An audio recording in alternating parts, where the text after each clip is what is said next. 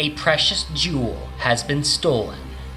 Your mission, should you choose to accept it, is to infiltrate the vents and find the crystal with a robot. For this makerspace activity, you will need 3 things. Something to use as treasure, such as this quartz crystal. Building materials, such as Lego base plates or wooden boards. And a Lego Mindstorms kit, although you do not need to limit yourself to just those pieces if you have more in your Lego collection. How you build the robot is entirely up to you. One thing I do recommend is that you make it wider than it is long. That way, it will actually be able to turn easier. You might also want to consider using different sized wheels in the front and back. If they are all the same size, they may not turn the same way.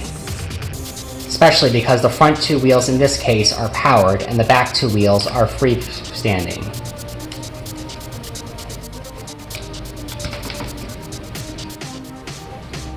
You may want to use spacers so it doesn't scrape against the frame of the robot. One extremely important thing to remember, regardless of how you build it, is that the motors go into the ports marked A through D, while the sensors go into the ports marked 1 through 4. We will be using an infrared sensor, although your kits may come with an ultrasonic instead. Both will work for these purposes.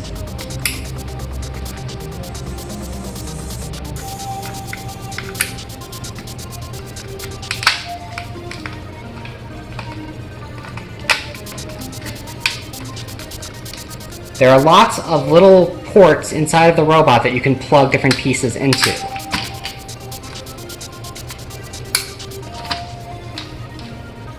And that's all there is to it.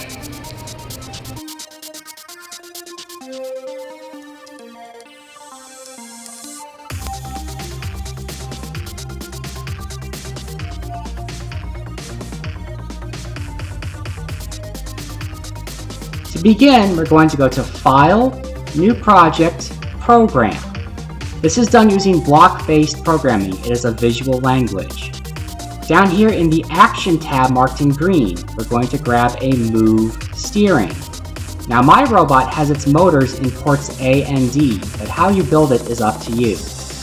We're going to change this to just on, and it's going to drive straight. Then we're going to go to the Flow Control tab marked in orange. We're going to grab a weight. And what the weight will do is we're going to change it from time to the infrared sensor. We're going to compare its proximity. This is like how bats echolocate to find their way around. We can keep these default settings for now. Once it detects something within 50 centimeters, it's going to get another steering module, but this one is going to be on for seconds, and 1 second is fine for now, but how you build your robot might affect that. You may need to make it longer. But instead of driving straight, we're going to want it to turn right. So that would be a 50% turn. 100% would be a full circle.